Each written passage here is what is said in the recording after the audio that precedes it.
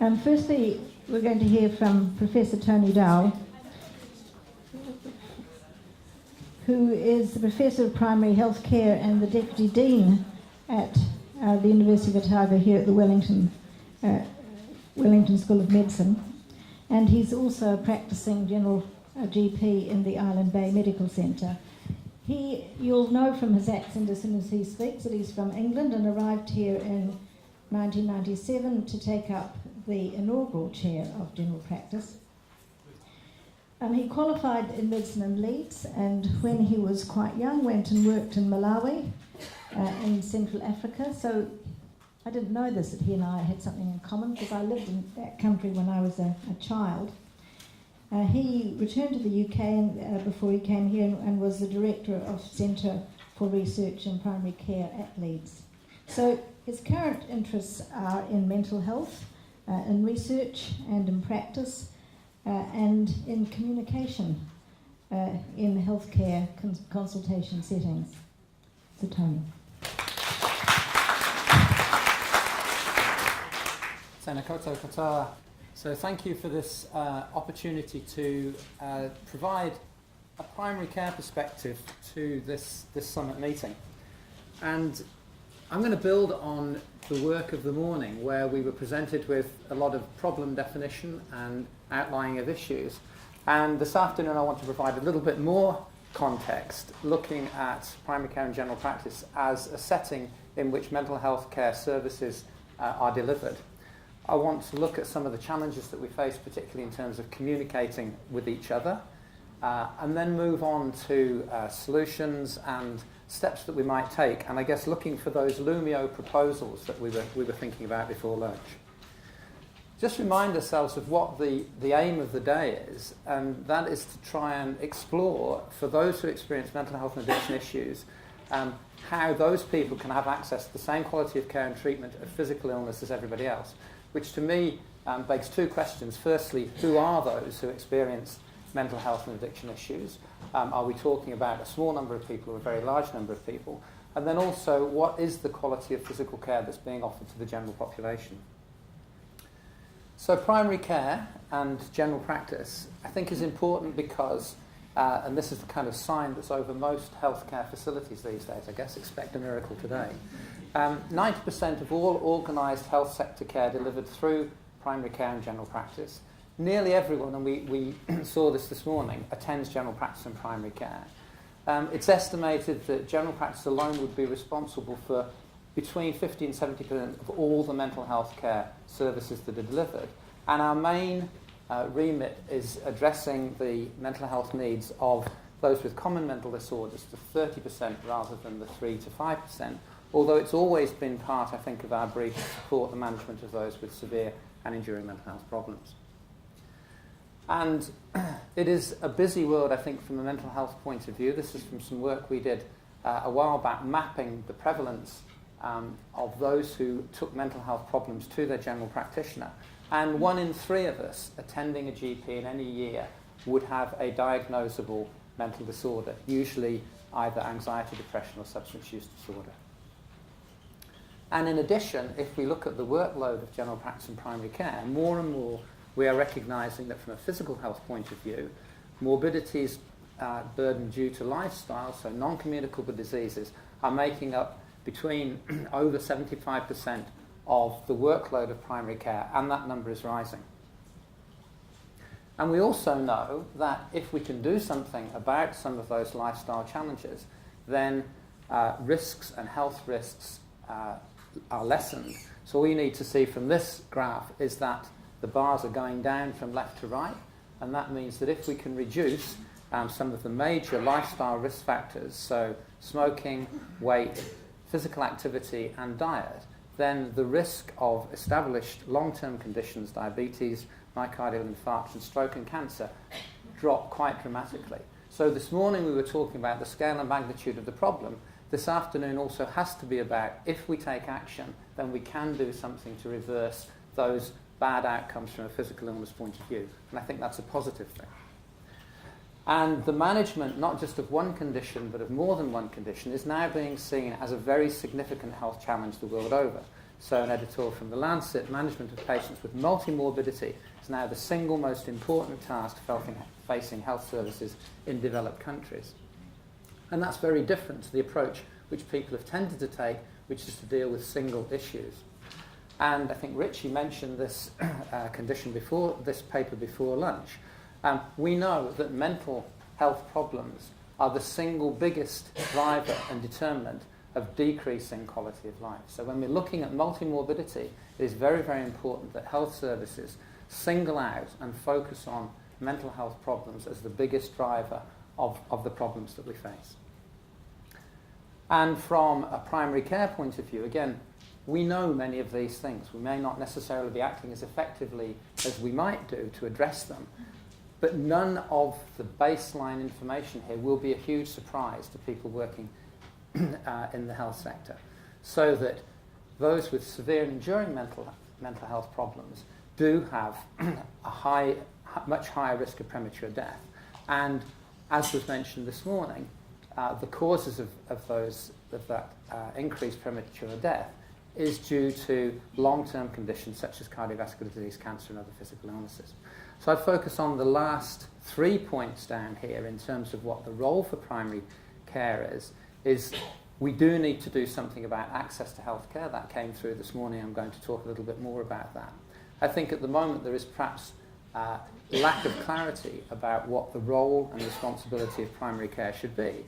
And we do have concerns about the quality of care that's being offered and the patient experiences of those that we see. Another theme which did come through right at the start of the day, very eloquently, and which I want to address, is this whole question of stigma. And one of the issues that is very clear is the fact that those with mental health problems don't just have one stigma. There has always been a stigma associated with having mental illness. There's been huge efforts and positive steps to reverse that over the last few years. And I think that in general that's been very successful. But if we look at people who have multiple problems, then it's likely now that not only are those people still likely to face a stigma from having mental illness, but a lot of their negative lifestyle would now be being seen in a negative light as well. So patients who are obese, patients who smoke, patients who have other lifestyle issues are not being viewed kindly often by the health sector.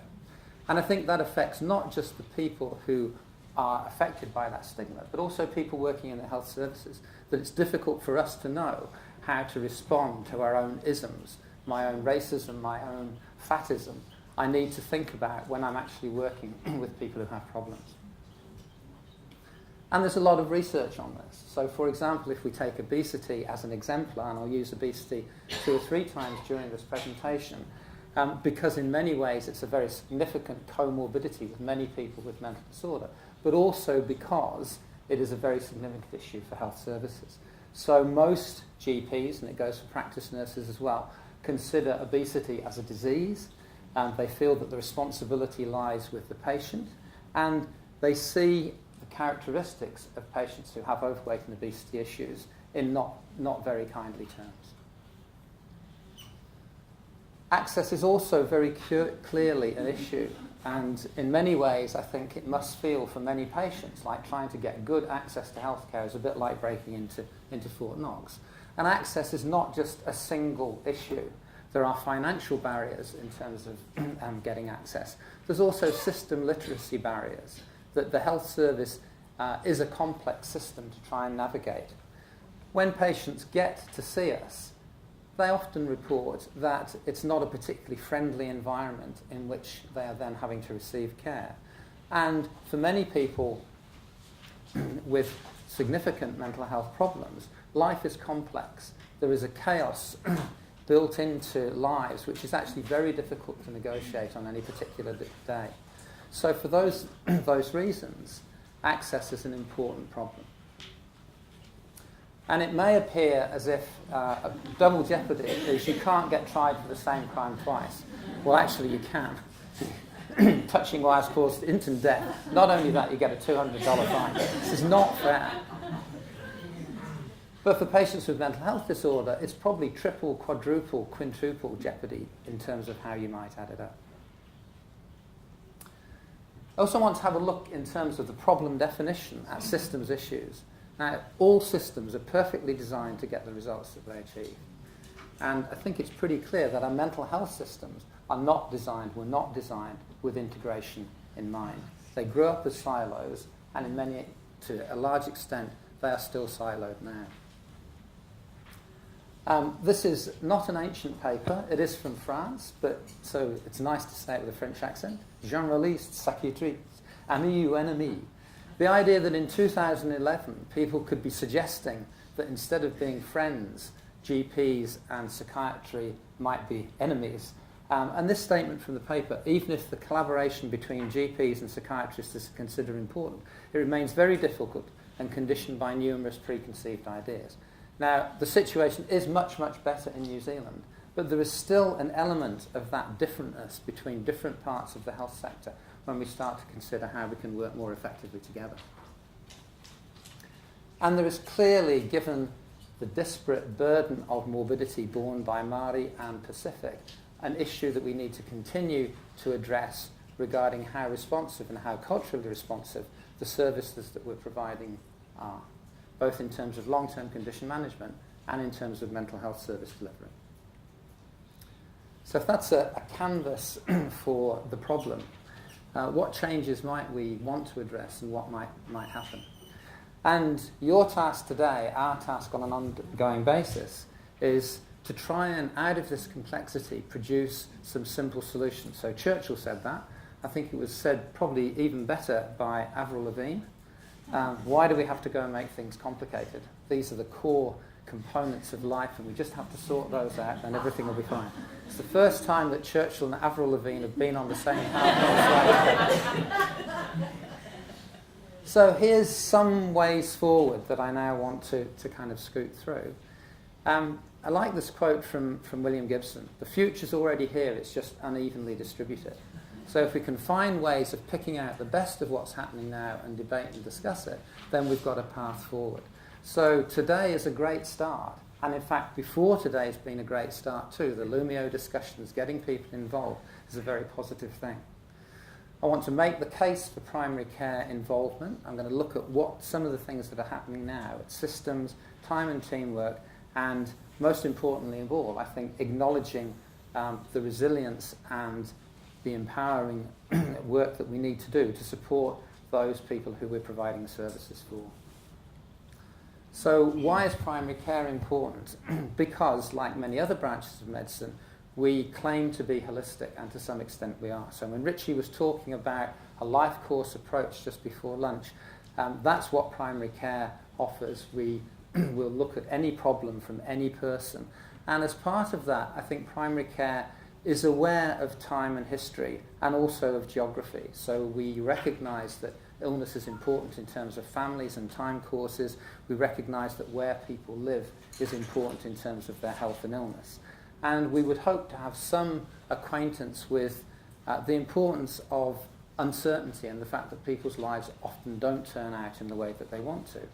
And primary care intuitively wants to be good and often is good at partnership. So in terms of an environment in which mental health services can be delivered, primary care ought to have quite a bit going for it. And here's 7 other good reasons to further integrate primary care and mental health together.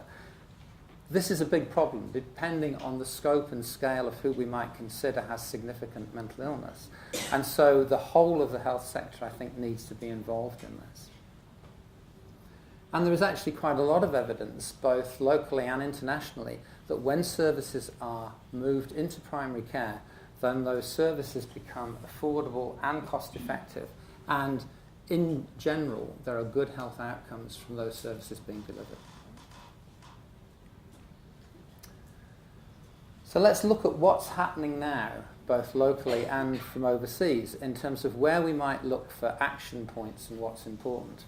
And this is from some Dutch research where they did a qualitative study talking to patients who had significant mental disorder and were asking them what they wanted in terms of improvement of care for their physical health. And again, none of this is rocket science, but what those service users wanted was firstly they recognised that they had a reduced ability themselves, and what they saw happening was that there wasn't surveying of the physical health interests in a service that was tailored to their own needs. So the service was not fit for purpose. And what those people saw was a lack of collaboration amongst mental health professionals and GPs. And what they wanted was an implementation of monitoring and supporting a healthy lifestyle. So people know what they want. It's our role and place to deliver it to them. So if I look at what's happening now, we can start to look at what happens within consultations and why that might work or not. And we do quite a lot of research in this area. So this is a vignette from one of my own consultations. It's tailored so that it's a mix together of 2 or 3 patients, but the overall flavour of, firstly, I'm running late. This is not the first patient of the day, so I'm not feeling at my best, so the patient comes in late, and although this might be a physical health consultation, the patient's got current mental health concerns which are actually very, very important and which we both want to address in that consultation. So 26 minutes later, I recognise the blood pressure hasn't been taken. We have discussed weight briefly, but not in as much detail as perhaps either of us might want to. And I'm going to put the metabolic monitoring in more detail off to the next consultation. Okay, there's no malice here. I didn't get up that morning suggesting, boy, I'm really going to screw up somebody's exposure diet. You know, but this circumstances turned out that way.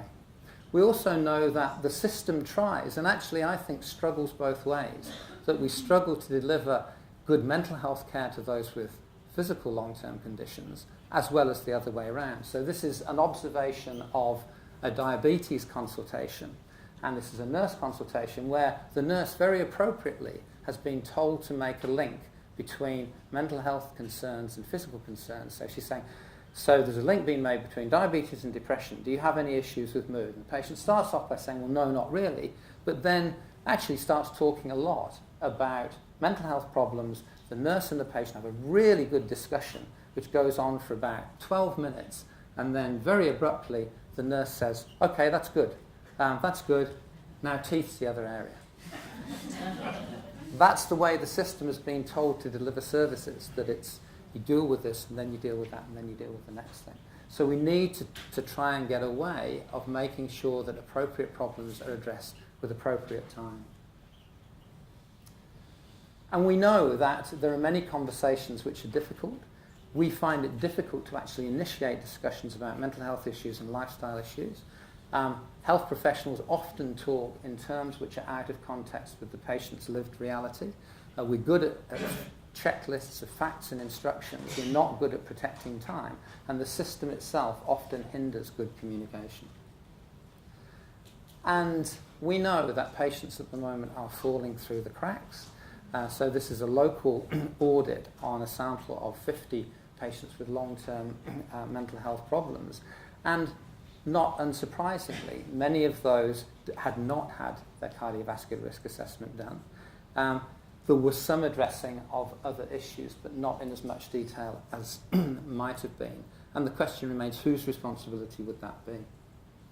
I think there's also some issues around pharmacology and the role of drugs.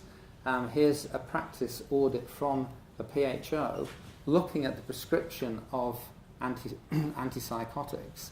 And coming out of that is an increasing use of atypical antipsychotics, often for reasons which they weren't intended to prescribe for in the first place. So we've got this proliferation of psychotropics with a requirement for increased monitoring, and often that monitoring not happening. This is another audit. So I guess I'm showing some of these to show that audit is happening. There is a lot of work going on, and the results in many ways are not bad. So if we look at this again as a PHO audit of all the patients from practices on antipsychotics, and were the health checks that you might expect to be monitored being monitored, and so reasonable approach as far as blood pressure is concerned, creatinine, weight and so on. But as we go down the list, things that should be being monitored, there isn't the time to do it, or there aren't the systems in place to do it.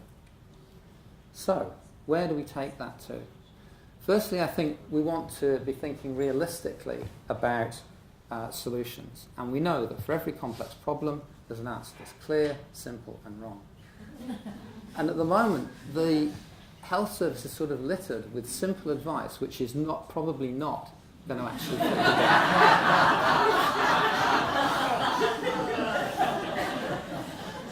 the This is the step care pyramid, and it works. Step care delivers a lot as far as mental health services are concerned. People can move up and down the step care pyramid in terms of what they need for mental health services. It doesn't work particularly well necessarily when we're considering mapping physical health illness on top of those services. So I guess I'm suggesting what we need to do is to kind of mix this up a little bit, and here's a Lumio proposal, that there will be some patients for whom that simple step care model is not working. We need to consider possibly delivering services probably with the patient as the hub, wherever they can get them. And yet for the most part I'd suggest that the step care model is a good one. And for physical health care, then primary care is the best place, the usual place for those services to be delivered.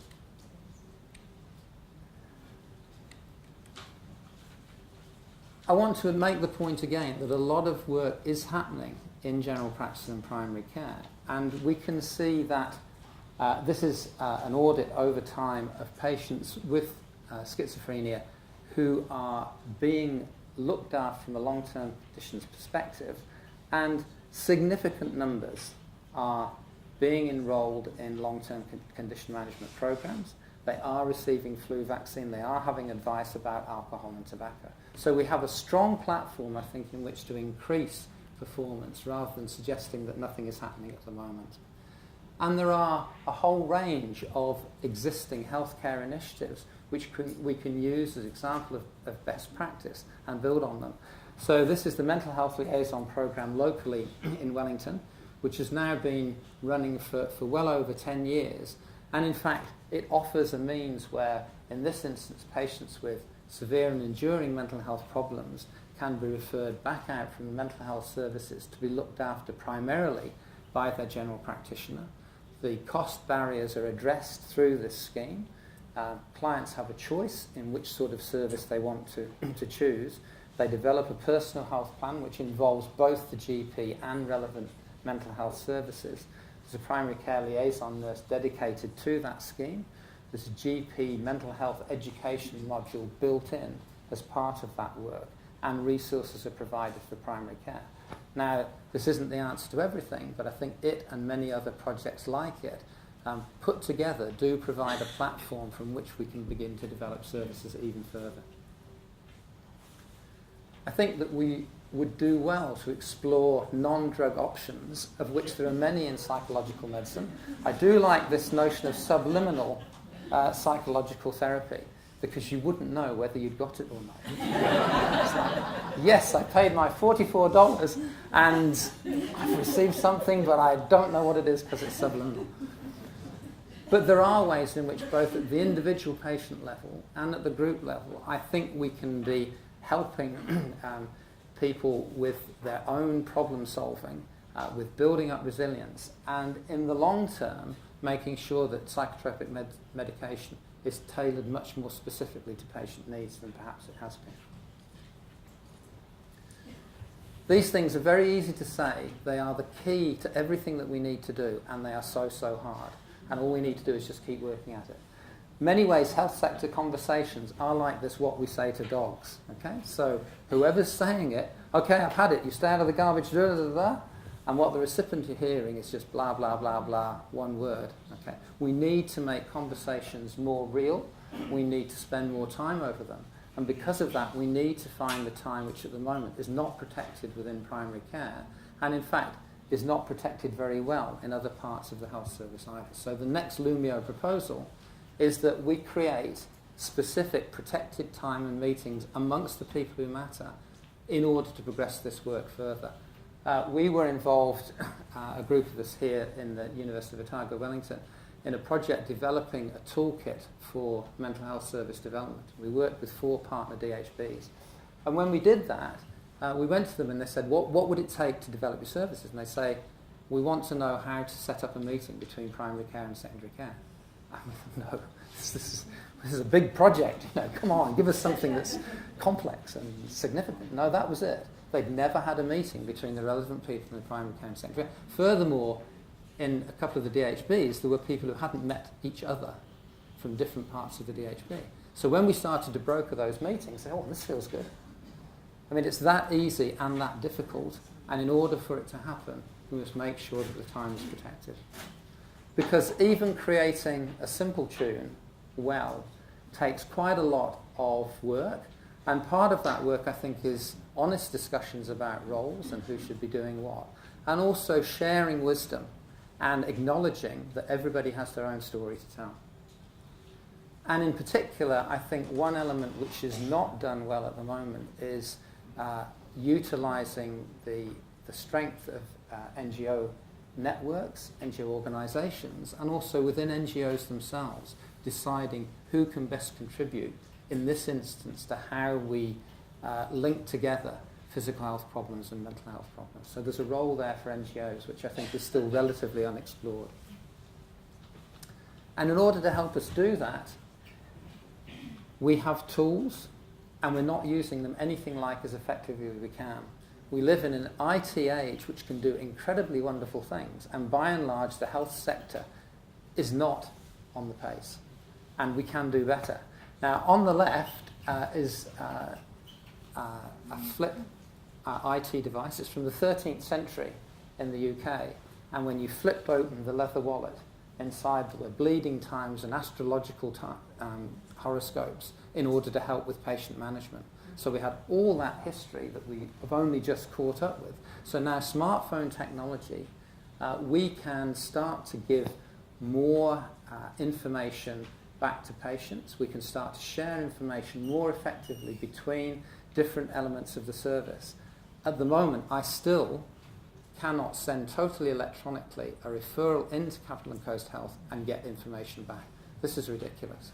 So when Richie was telling you to get enraged, we can get gently enraged, I think, about the fact that we are not communicating anything like as effectively as we could. And there are specific tools. So this is the health improvement profile, which was actually developed for mental health services to map and describe and audit the physical health of service users. These tools exist. The next Lumio proposal is that we set out specific goals to firstly identify the tools that we could be using and the time frame in which we're going to start using them consistently. And I do want to be positive and say that systems are changing. So this is Health Quality and Safety Commission initiative very recently, which is the production of materials which you can give to patients in order to help them plan for healthcare interactions. And it actually encourages people to prepare for their next doctor's visits, to be actively listening and asking questions about their care, and then writing down in either electronically or otherwise ways in which they want to plan for the next consultation. Now, physical health problems should be part of that planning, and at the moment they're not. The next thing that we can do is to build things into outcomes and accountability frameworks. 2 minutes. So we have these accountability frameworks. In primary care, we've got the performance framework, and by and large, primary care is doing well on achieving those targets. So in our practice, we've got over 90% of our cardiovascular risk assessments done. What I suggest we could do, and this is another Lumio proposal, is to have the physical health problems of those with mental health problems as a mental health performance measure. And we can build that into the performance framework that is being developed. We've got about a year's time frame to do that, and that's achievable. And lastly, but most importantly, I think we want to acknowledge and support those that we walk alongside and make them the centre of all the activity that we're going to be doing. The ways in which we would do that are listed there. I'll leave you with a question as to whether or not today is about the 3 to 5% with severe and enduring mental disorder, or the 30% of people who have significant psychological problems who will also have physical health problems, and whether or not this summit can expand its scope and scale to address their needs as well. We have to do something, and we can't wait until we say something, we've sorted things out. And I'll leave the last word to Winnie the Pooh. In these conversations, if the person you're talking to doesn't appear to be listening, it may simply be they've got a small piece of fluff in their ear. Thank you.